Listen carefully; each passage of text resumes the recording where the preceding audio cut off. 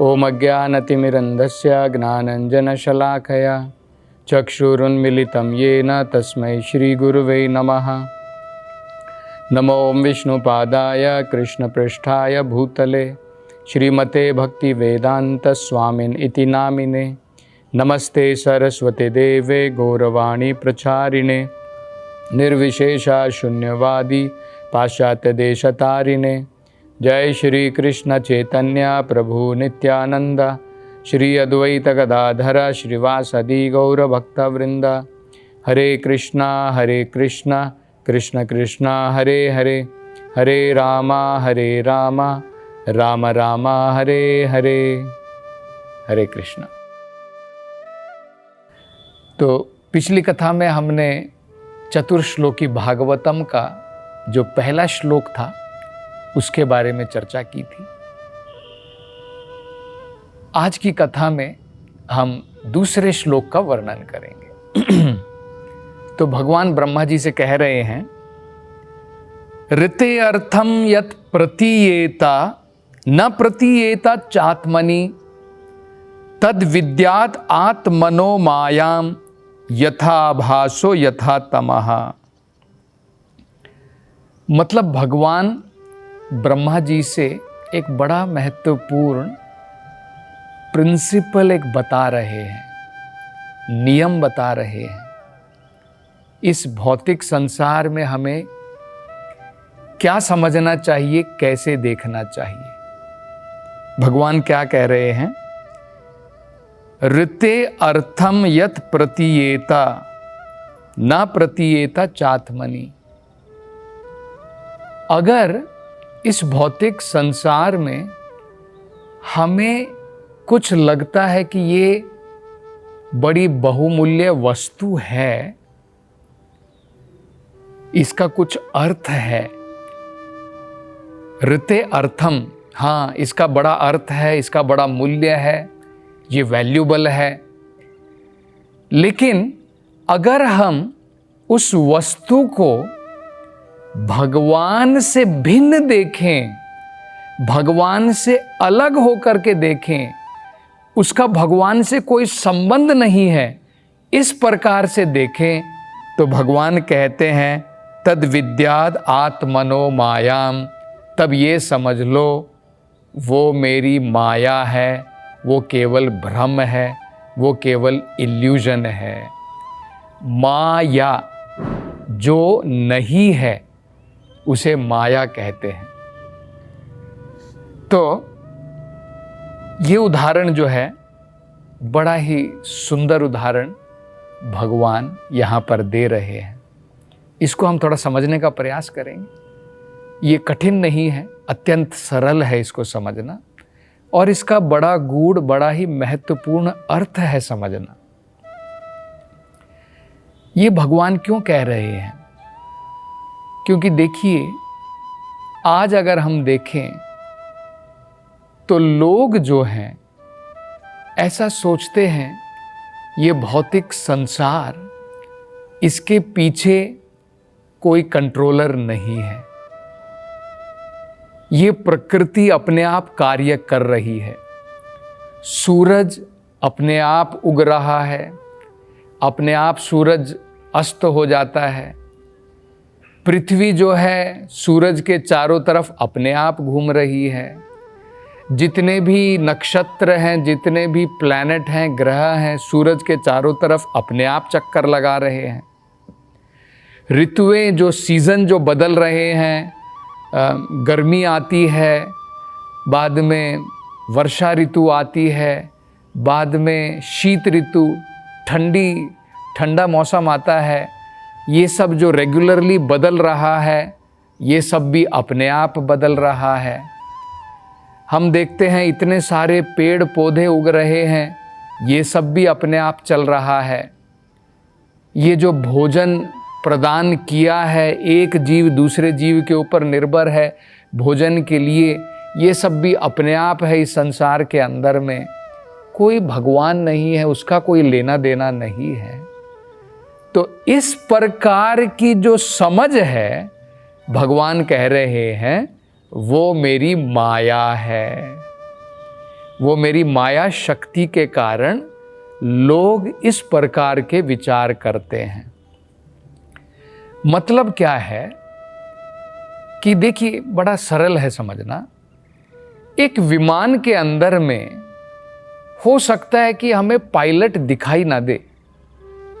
अब बहुत सारे विमान ऐसे हैं, जैसे जब सैटेलाइट जब आकाश में अंतरिक्ष में जब हम लोग छोड़ते हैं, उसके अंदर में पायलट तो हमें दिखाई नहीं देता है, लेकिन हमें पता है जमीन पर बैठ करके एक लेबोरेटरी के अंदर में साइंटिस्ट जो है रिमोट के द्वारा, इसे कहते हैं रिमोट कंट्रोल, है ना। तो अगर हम रिमोट कंट्रोल करके एक सैटेलाइट को बिना किसी पायलट के आकाश में अंतरिक्ष में छोड़ सकते हैं, तो क्या भगवान के लिए मुश्किल है रिमोट में बैठ करके भगवान जो है इस पृथ्वी को, इस ब्रह्मांड को चलाने के लिए क्या भगवान के लिए मुश्किल है? यही तो मूर्ख लोगों की समझ में नहीं आता है। अपने आप कुछ भी नहीं होता है।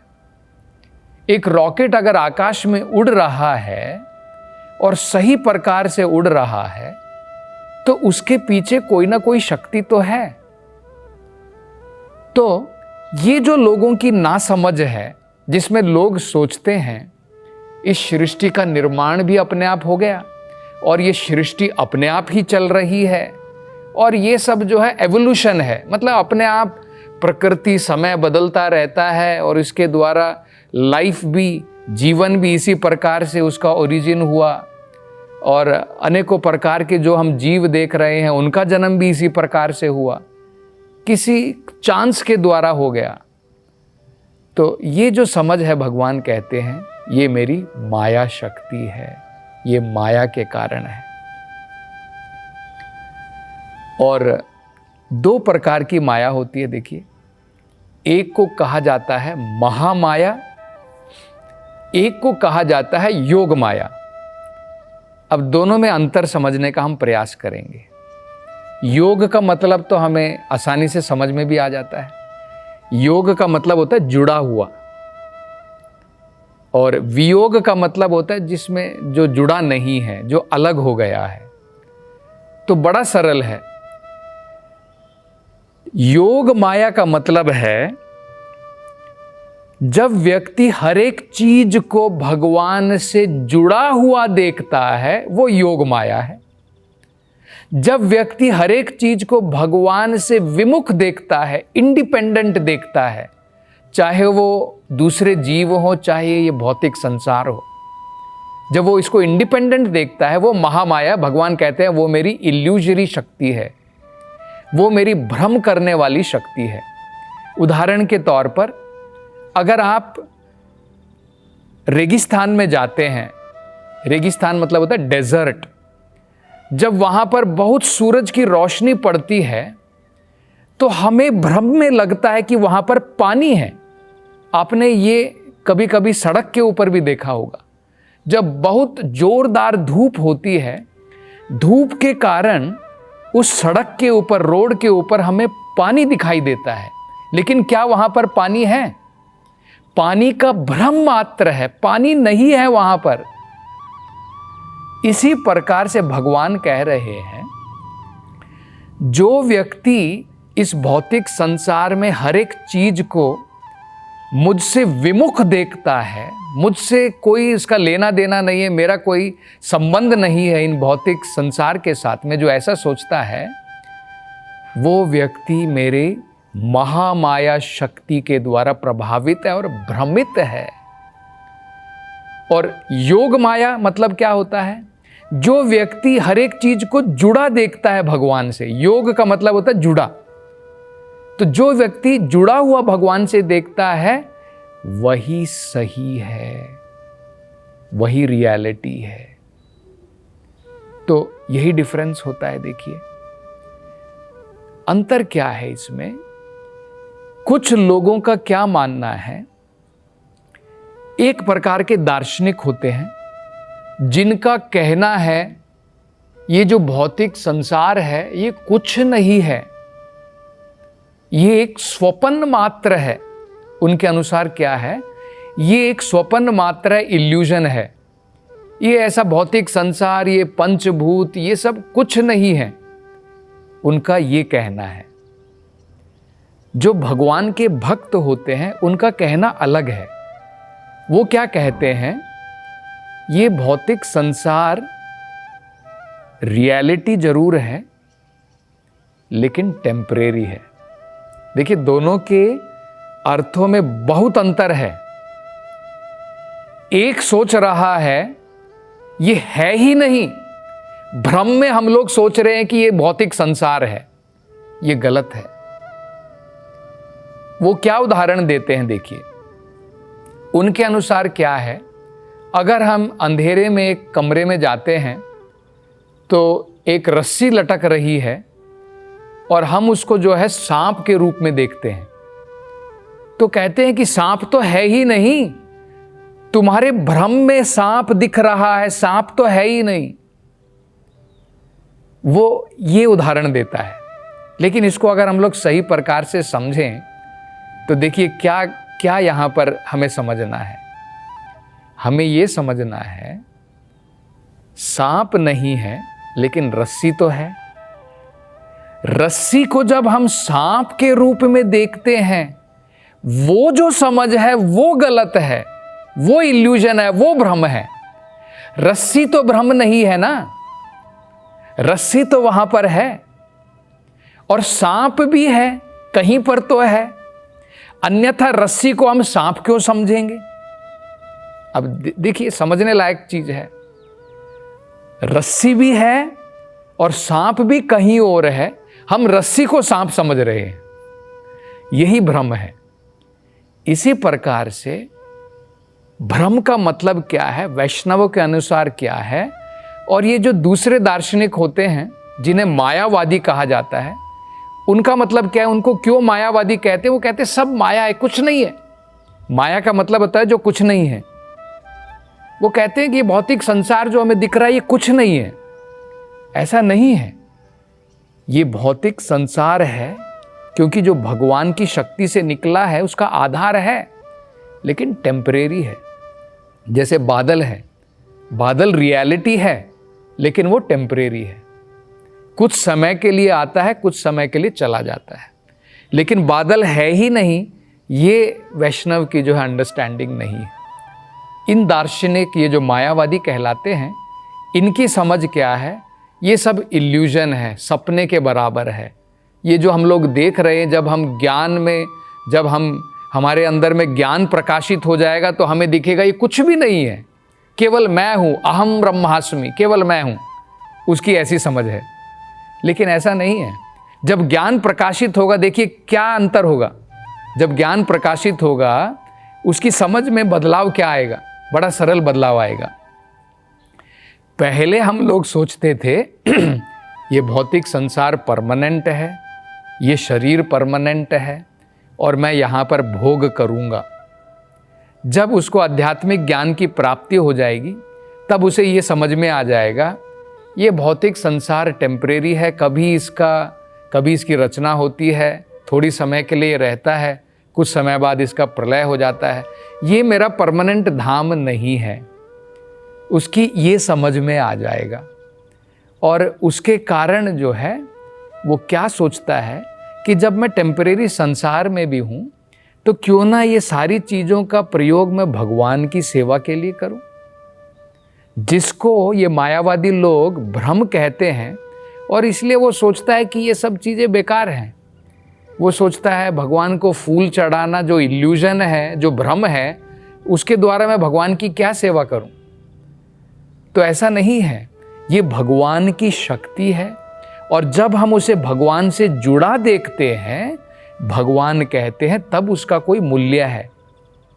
जब हम भगवान से विमुख देखते हैं, उसका कोई मूल्य नहीं, तब वो भ्रम कहलाता है। बड़ा सुंदर उदाहरण दिया जाता है। मान लो एक शून्य है, जीरो है। बाद में आप कहते हैं नहीं, एक शून्य की तो कोई वैल्यू नहीं है, 2 शून्य उसको बना देंगे। आप 2 शून्य बनाइए, 1000 शून्य भी लगा दीजिए, कोई वैल्यू नहीं है। लेकिन जैसे ही आप उसके सामने एक लगाते हैं, इन सभी शून्यों की वैल्यू बढ़ जाती है। 1 शून्य 10 बन जाता है, 2 शून्य 100 बन जाते हैं, 3 शून्य 1000 बन जाते हैं, इसी प्रकार से लाख बन जाते हैं, करोड़ बन जाते हैं, उसकी वैल्यू है। आप एक हटा दीजिए, सब वैल्यूलेस हैं, कोई मूल्य नहीं है। इसी प्रकार से हमारे जीवन से एक भगवान को अगर हम हटा दें, तब इस संसार की कोई वैल्यू नहीं है, सब जीरो है।